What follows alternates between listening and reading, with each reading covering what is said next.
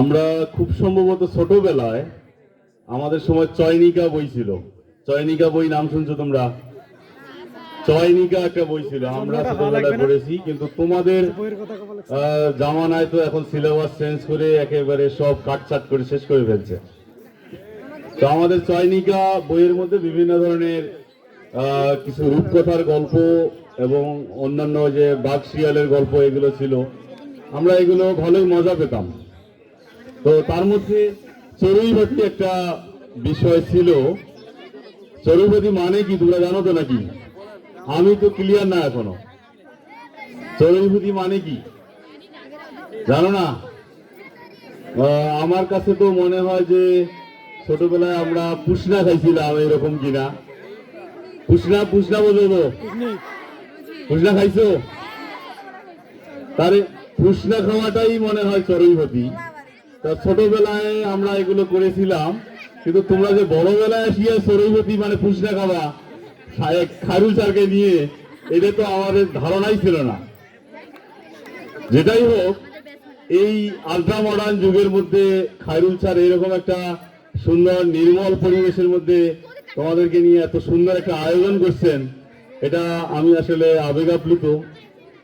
তোমাদের মাইন্ড রিফ্রেশমেন্টের জন্য এই এরকম একটা অনুষ্ঠান মানে খুবই কাজে লাগবে।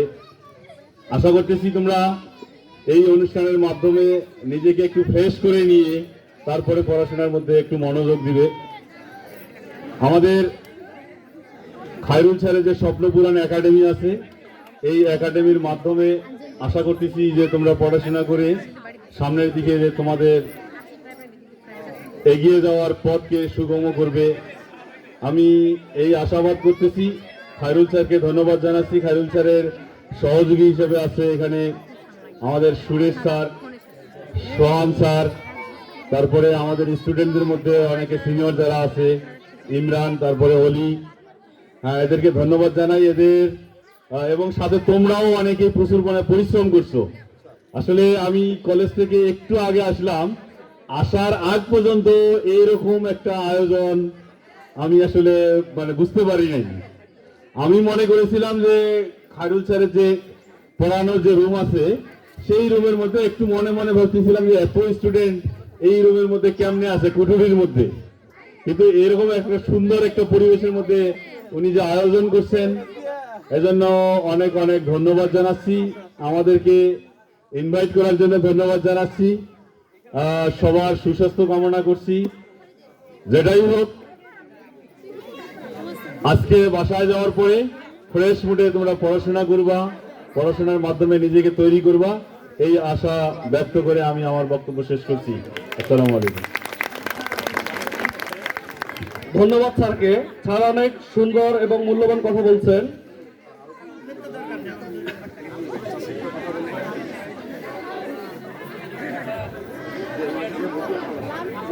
মাকসুদুর রহমান রাজা সর্দার, বিশিষ্ট সমাজসেবক এবং শিক্ষা অনুরাগী, ওনাকে তার মূল্যবান কথা বলার জন্য বিশেষভাবে অনুরোধ করছি।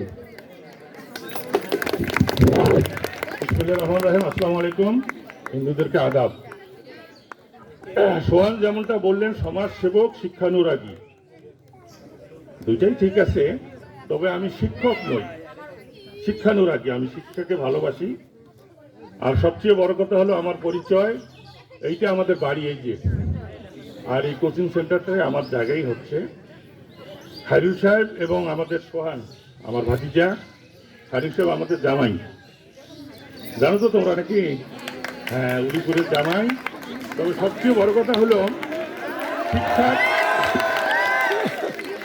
শিক্ষার পাশাপাশি বিনোদন, খেলাধুলা, এটা অত্যন্ত প্রয়োজন।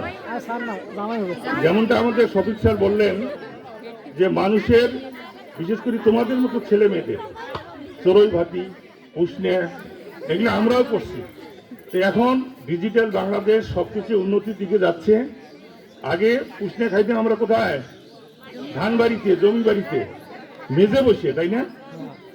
তো এখন সবকিছু একটু আপডেটেড হয়ে গেছে। আর সবচেয়ে বড় কথা হলো, আমি যেটা মনে করি আজকের এই অনুষ্ঠান অত্যন্ত প্রাণবন্ত হচ্ছে। খেলাধুলাগুলো তোমরা করলে, সেটাও আমি খেয়াল করছি, দেখছি। খেলাধুলা, শরীর চর্চা এবং পাশাপাশি শিক্ষা, এগুলো কিন্তু একসঙ্গেই চলতে হয়, চলা দরকার।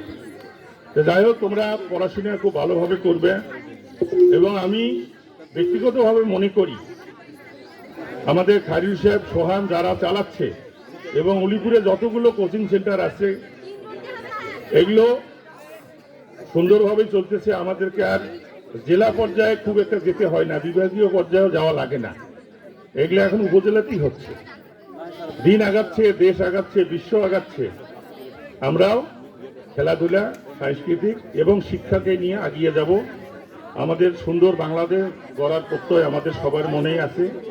এই জন্যে খেলাধুলার পাশাপাশি, শরীরচর্চার পাশাপাশি তোমাদেরকে ভালোভাবে পড়াশোনা করতে হবে। তোমরা পড়াশোনায় মনোযোগী হও এবং আমরা যারা অভিভাবক আছি আমাদের দোয়া সহযোগিতা তোমাদের সঙ্গেই থাকবে। তোমরা ভালো থাকো। আল্লাহ হাফেজ। আসসালামু আলাইকুম। ধন্যবাদ। শিক্ষা নিয়ে গড়বে দেশ, এই তো গড়বে বাংলাদেশ। তো স্বপ্ন ছাড়া আসলে মানুষ বড় কিছু করতে পারে। আপনার স্বপ্ন আগে থাকতে হবে, তারপরে সেটা পূরণ করতে হবে। তো যাই হোক, এবারে নৃত্য পরিবেশন করবেন